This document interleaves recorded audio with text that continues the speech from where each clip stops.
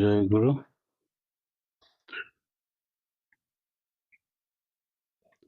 পরম প্রেমময় শ্রী শ্রী ঠাকুরের এতক্ষণ যারা নামামৃত সুধা পান করলেন, তাদের মানব জীবন শ্রেষ্ঠ জীবনের একমাত্র উদ্দেশ্য ঈশ্বর প্রাপ্তি। তা যেন এই জীবনেই সফল হয়, এই কাতর প্রার্থনা। আমরা যে বীজ মন্ত্র পেয়েছি, সেই বীজ মন্ত্রের আদি অক্ষর ব্যাখ্যা করলে এরকম হয়: রা হচ্ছে গতি, ধা মানে বিরমণ, সা মানে বহির্মুখী শক্তি, মি মানে কেন্দ্রমুখী শক্তি। দয়াল দেশ থেকে বিচ্ছুরণী এক রেডিয়েশন সৃষ্টি হয়, সেই রেডিয়েশন ইউনিটটাই আমাদের জীবনী শক্তি।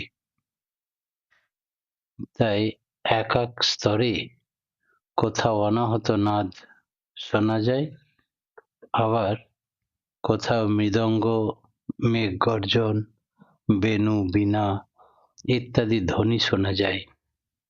আবার কখনো হুম, ওং, রং, ক্লিং ইত্যাদি শব্দ শোনা যায়, সবই নাদ। তাহলে এইগুলো আবার বীজমন্ত্র রূপেও প্রতীয়মান হয়। শ্রী ঠাকুর বলছেন, এই শেষোক্ত শব্দগুলি এক একটি সাউন্ড, ওইগুলি এক একটি স্তরের প্রধান, ওই জন্য এগুলি বীজ মন্ত্র। রাধা শব্দের তাৎপর্য কি? অশ্বিনীদা একদিন জিজ্ঞেস করলেন ঠাকুরকে।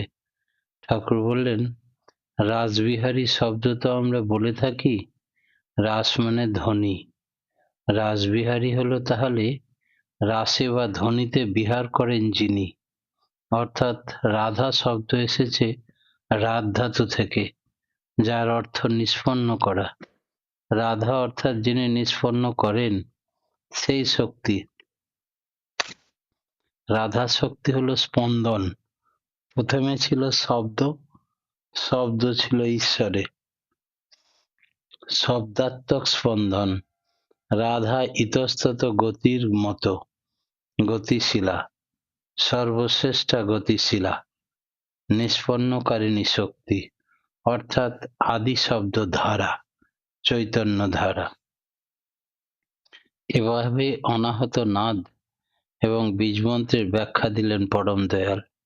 এই মন্ত্র জপের ফলে সাধনা সংহিতা থেকে পাই, আমাদের নিঃশ্বাস প্রশ্বাসে বা চলনের অবিরত শ্বাস গ্রহণের ফলে, নিঃশ্বাস ত্যাগের ফলে শরীরে এক শরীরবৃত্তীয় বিধান প্রতিনিয়ত এই ধারা চলতে থাকে স্বতঃস্ফূর্তভাবে। এখানে শ্বাস গ্রহণকে বলা হয় শিব এবং নিঃশ্বাস ত্যাগকে বলা হয় শক্তি। শিবের প্রতীক হ, হুম, অর্থাৎ শক্তির প্রতীক স, এক কথায় বলা যায় হংস। সেইটিকে অজপা মন্ত্রে গণ্য করা যায়। এই জীবনের ঐশ্বরিক প্রবাহ। শ্রী শ্রী ঠাকুর এই হংস তত্ত্ব নিয়ে অনেক গভীরে আলোচনা করেছেন। ভক্ত সুনীল চন্দ্র বসুদার প্রশ্নের উত্তরে সোহং কিভাবে প্রকট হয়ে ওঠে তারও ব্যাখ্যা পাওয়া গেছে। এই প্রসঙ্গে নামের সাথে ওতপ্রোতভাবে জড়িত ধ্যান। ধ্যান মানে ইষ্টের চালচলন, আচার ব্যবহার, চাহিদা পছন্দ সব বিষয়ে চিন্তা করা, নিজেকে সেইভাবে নিয়ন্ত্রিত করে চলা। ইষ্ট স্বার্থ প্রতিষ্ঠামূলক চিন্তায় ধ্যান। নাম আর ধ্যানে উচ্চ চিন্তা, করণ কারণ, যেমন জীব জীবনের গতি মুক্তি হওয়ায় পাওয়ায় তেমন। যজনের অন্যতম অঙ্গ কীর্তন। কীর্তন সম্পর্কে শিশু ঠাকুরের ভাবধারায় শ্রীমুখ নিঃসৃত বাণী, কীর্তনের একটা শক্তি আছে, জোর করে মনকে উচ্চে নিয়ে যায়। তাই মহাপ্রভুর কীর্তন প্রচার। সংকীর্তন কর, সংকীর্তন প্রচার কর। কীর্তন বড় ভালো জিনিস। কীর্তন মৃগনাভি, পিক্রিক অ্যাসিড নাশ করে, অজ্ঞানতা দূর করে, অবিদ্যা। কীর্তনে তোরা শুদ্ধ হচ্ছিস, যারা শুদ্ধ তারা চিরকালই পাকা। খাঁটি হতে গেলে পোড়ানো লাগে। কীর্তন আগুনে সব পুড়ে যায়। কীর্তনে পাগল হলে মন ভালো হয়, মন ভালো হলে শরীর ভালো হয়। তোরা কামিনী ছাড়িস না, কাঞ্চনও ছাড়িস না। সমস্ত দিন মত্ত হয়ে সংসারের কাজ কর, সন্ধ্যেবেলা ছুটে আয়, নামে পাগল হয়ে যা। আর কয়েক ঘন্টা কীর্তন কর। আমি সব দিতে পারি, আমি স্বর্গ দিতে পারি। মহা মহা পাপ করে থাক, আমি মুছে দেব। কীর্তনে কামিনী কাঞ্চন আপনি খুলে পড়বে। কীর্তনে ঝাঁপ দে, ধর্ম অর্থ কাম মোক্ষ সব আমি দেব। সংসার, কামিনী কাঞ্চন, মায়া কি চাস? কর্ম, পুত্র কি চাস? যা চাস তাই পাবি, মন বাঁকা হোক না কেন। সংকীর্তনে সব ঠিক হয়ে যাবে।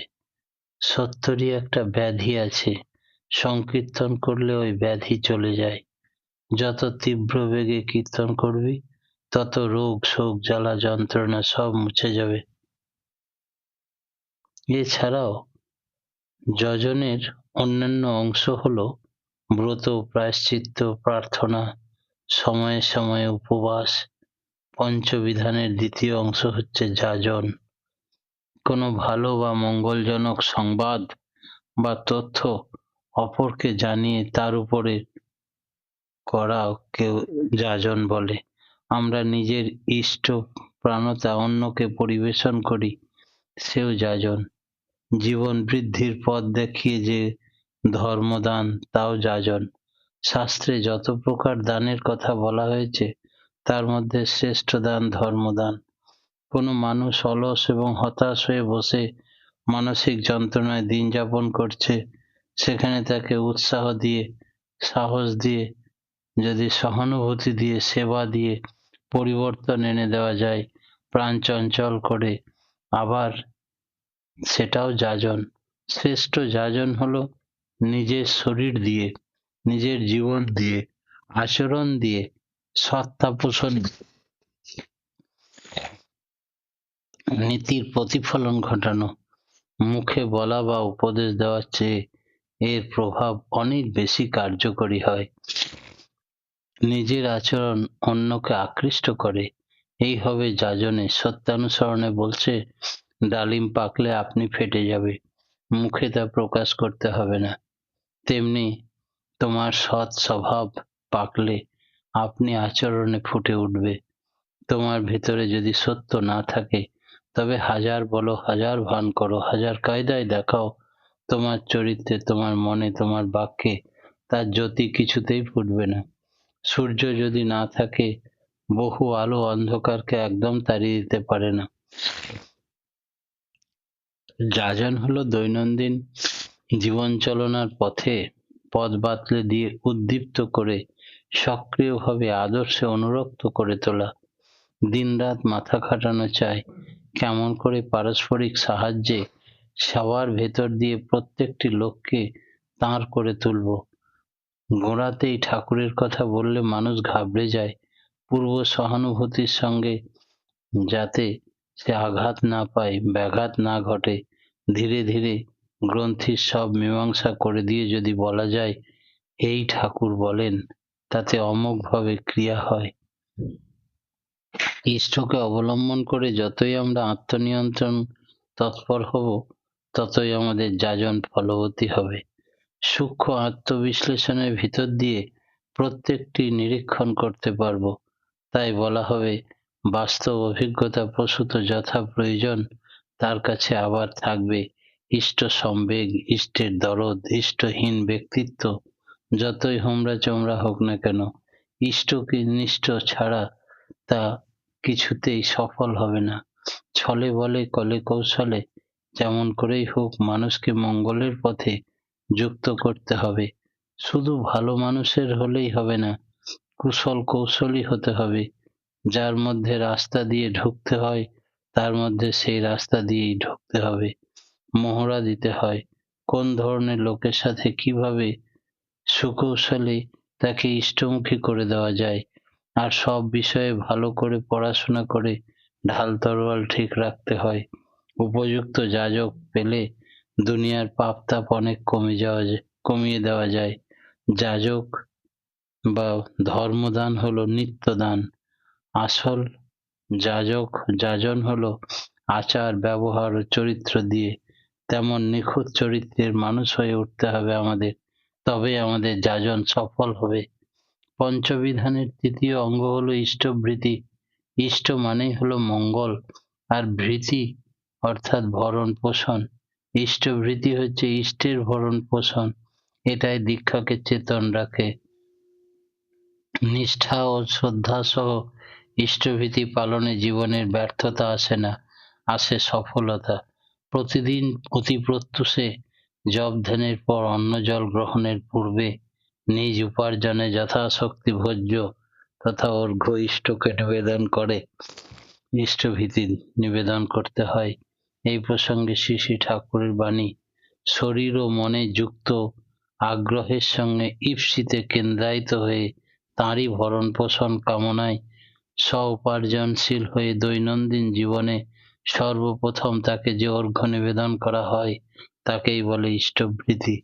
নিত্য ইষ্টকে খাওয়ানো লাগবেই, এটি আর্য প্রথা। ইহা সমস্ত হীনমন্যতা ও দারিদ্র্য ব্যাধির গোড়া শেষ করে মানুষকে অনুরক্ত, কর্মঠ, উদ্দীপ্ত, যোগ্য করে তোলে। ইষ্টভীতির মধ্যে আছে পঞ্চমহাযজ্ঞ। পঞ্চমহাযজ্ঞ বিশ্ব দুনিয়ার কেউ বাদ পড়ে না। আর্য বিধানের এই বিশদ বর্ণনা পাওয়া যায় মহাযজ্ঞ, শাশ্বত এবং লোক সমর্থিত এবং অনুচর্যায়। পঞ্চমহাযজ্ঞের হচ্ছে এক, ঋষিযজ্ঞ, দেবযজ্ঞ, পিতৃযজ্ঞ, নৃযজ্ঞ, ভূতযজ্ঞ। পঞ্চমহাযজ্ঞ বিষয়ে শ্রী শ্রী ঠাকুর আলোচনা প্রসঙ্গে ইষ্টভীতির পুরুষাকার এবং দৈবের যোজন বলেছেন। পুরুষাকার হলো শিল্পী অঙ্গ, মোটর পার্টস, এবং দৈবী অঙ্গভূতি অঙ্গ হলো সেন্সারি নার্ভ। ইষ্টের জন্য করার জন্য যে সঞ্চিত ফল হয় তা আমাদের বোধে ধরা দেয়, তার ফলে জানামাফিক কাজ করতে সুবিধা হয়। ইষ্টানুগ বোধ ও অভ্যাস প্রেরণা অনুগত কর্মেই প্রবৃত্ত করে। এর একটি হলো ইন্টেলেকচুয়াল, অপরটি হলো পার্সিয়াল। ঋষিযজ্ঞ, ব্রহ্মযজ্ঞ। ঋষিরা হলেন জ্ঞান ও বিজ্ঞানের উৎস। তারা যে জ্ঞান দিয়ে গেছেন তা আয়ত্ত করতে হয়, অন্যকে আয়ত্ত করাতে হয়। একে বলে অধ্যয়ন ও অধ্যাপনা। জীবন্ত ঋষি যিনি, সঙ্গ ও সেবায় তাকে তুষ্টপুষ্ট করে জ্ঞান আহরণ করতে হয়। ব্রহ্মযজ্ঞ মানে যার ভিতর দিয়ে মানুষ বৃদ্ধি পায়। যে লোক সংসার শুধু উদর চিন্তা নিয়ে থাকে, জ্ঞান আহরণের চেষ্টা করে না, তাদের উন্নতি হয় না। তারপর হচ্ছে দেবযজ্ঞ।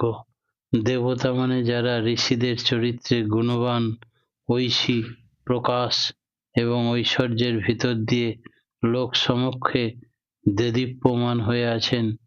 দেবযজ্ঞ মানে ওই দেবতাদের অনুধ্যায় করে তাদের ভাব নিজের ভিতরে সমর্থিত করে তোলা। একে বলা হয় সর্বদেবময় গুরু। এর বাস্তব নিবেদন দেবযজ্ঞের মধ্যে পড়ে। দেবতাগণ হলেন শক্তির আধার। পিতৃযজ্ঞ, পিতৃযজ্ঞের দৌলতে আমরা দুনিয়ার মুখ দেখেছি। তাদের দয়া ছাড়া কিছুই সম্ভব নয়। তাদেরই গুণগান তাদের যেন আমরা করে চলি, তাদের তৃপ্তি যাতে হয় আমাদের অবশ্যই করণীয়। পিতামাতা বেঁচে থাকলে জীবন্ত গৃহদেবতা বোধে নিত্য তাদের সর্বপ্রকার সেবা করা উচিত। নিত্য তর্পণ করার বিধি আছে। এতে পিতৃপুরুষের স্মরণ মননের ভিতর দিয়ে তাদের গুণকীর্তন আমাদের মধ্যে সঞ্জীবিত থাকে, একটা আত্মপ্রসাদ লাভ করা যায়। এরপর হচ্ছে নিযোগ্য। অতিথি সৎকার, দুস্থ পরিবেশের বাস্তব সেবা সাহায্যের কথা বলা হয় নিযজ্ঞে, অর্থাৎ পরিবেশকে বাদ দিয়া পরম প্রেমময় শ্রী ঠাকুরের রাঙারাতুল চরণে প্রতিপ্রত্যেকের সার্বিক মঙ্গল প্রার্থনা জানিয়ে আজকের মতো আমাদের ইষ্ট প্রসঙ্গ এখানে সমাপ্তি করছি। জয় গুরু। জয় গুরু দাদা।